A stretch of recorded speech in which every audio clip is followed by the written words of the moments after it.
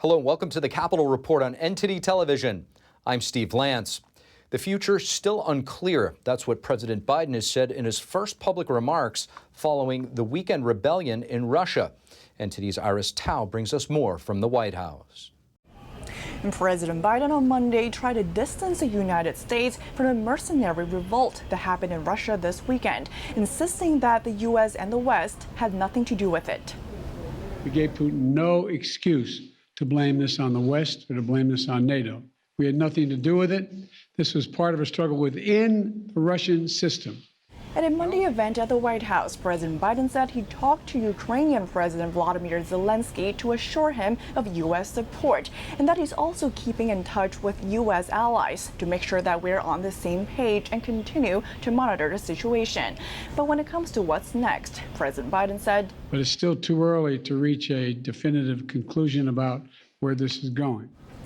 The Monday remarks mark the first time that President Biden has publicly spoken out after a mercenary group in Russia launched a revolt this past weekend.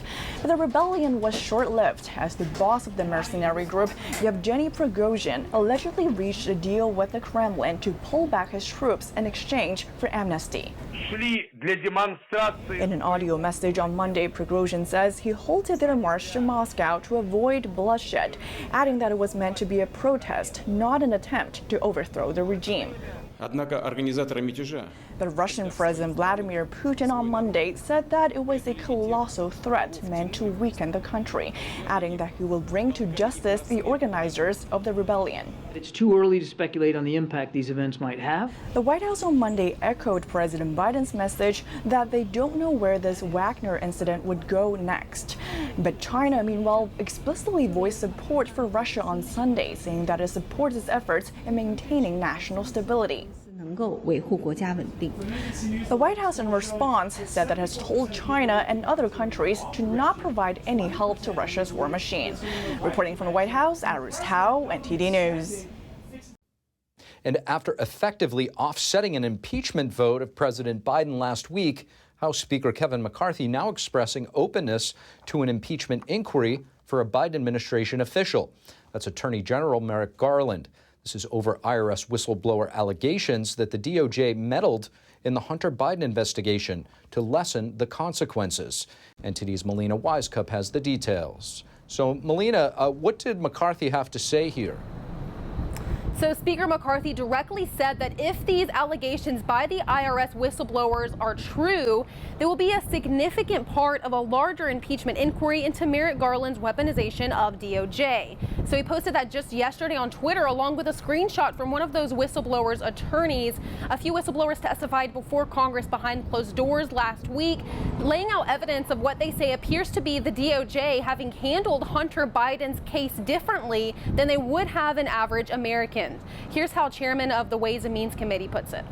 $2.2 million in unreported tax on global income streams to Mr. Biden and his associates from Ukraine, Romania, and China. Attorneys for Biden were made aware prior to any search, providing them valuable time to remove any materials that could be useful evidence. Few Americans qualify for such soft glove treatment from federal investigators. Another allegation is that U.S. Attorney David Weiss asked to have this case carried out here in D.C., but he was denied. He then asked the DOJ to provide him a special counsel, which would have given him more authority over this case. That request was also denied. Speaker McCarthy saying last week before leaving the Capitol that this raises questions. Watch. And what did they do during this? Did they withhold information? Did they advise him ahead of time? Did they treat him much different? Another allegation that the GOP is highlighting is a comment made by Weiss. He said, quote, "I'm not the deciding official on whether charges are filed." Now, this comment by Weiss was just backed up with the publicization of the internal IRS email. Now, this all conflicts with the testimony that Attorney General Merrick Garland gave to Congress. Back in April, he told Congress members that Weiss had the ultimate authority in this Hunter Biden case. All of these inconsistencies are ultimately what led up to Speaker McCarthy saying that there is a possibility for this impeachment inquiry into Garland. So, Melina, there are so many different impeachment threads being woven here at Congress right now. From this latest comment about AG Garland to the DHS Secretary Mayorkas, then, of course, last week, that failed effort to force a vote on impeaching Biden himself. But now there's talk from the GOP with regard to Trump's impeachments. That's right. So the GOP has just launched a new effort to expunge both of former President Trump's impeachments in the House. This would make it so that, as reflected in the record, is as if those impeachments never occurred. This effort was initially launched by Elise Stefanik, who is the chairwoman of the Republican conference in the House, alongside longtime Trump supporter Marjorie Taylor Greene. House Speaker Kevin McCarthy said he does support this, so we could see the House voting on this in the coming weeks. Reporting from Capitol Hill, Melina Weiskup, NTD News. Presidential hopeful and Florida Governor Ron DeSantis saying he'll continue construction of the southern border wall, give more power to individual states, and a little bit more. Governor laid out his immigration policy today for the first time. But this impacts communities all throughout this country. Florida Governor Ron DeSantis in southern Texas on Monday, addressing the immigration crisis. This is his first major policy statement since he announced his run for president. The governor says he plans to tackle immigration his first day in office, if elected. DeSantis is advocating for the use of military force to fight Mexican drug cartels smuggling human beings, fentanyl, and more into the country. And if someone was breaking into your house, you would repel them with the use of force, right? But yet if they have drugs, these backpacks, and they're going in and they're cutting through an enforced structure, we're just supposed to let them in? You know, I say use force to repel them. According to DeSantis, the border is under the control of Mexican drug cartels, something he vows to fight against. We will designate them either a transnational criminal organization, foreign terrorist organization. Chip and I are talking about. Bottom line is we're going to give them a designation so that we can unleash more federal power to be able to kneecap the cartels.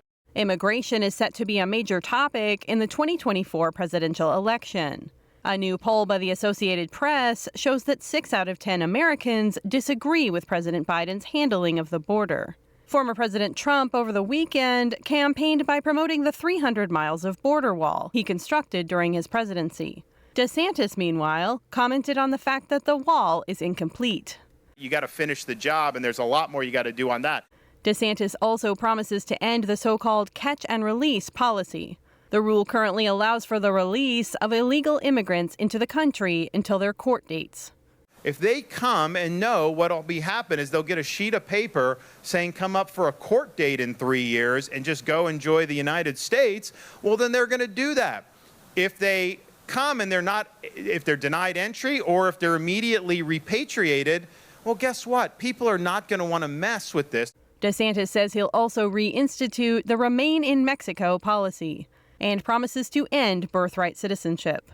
However, a new NBC poll shows the Florida governor trailing far behind Trump, with 22% for DeSantis and over 50% for Trump. Thank you for watching the Capitol Report. If you want to see our full broadcast, check us out at epochtv.com.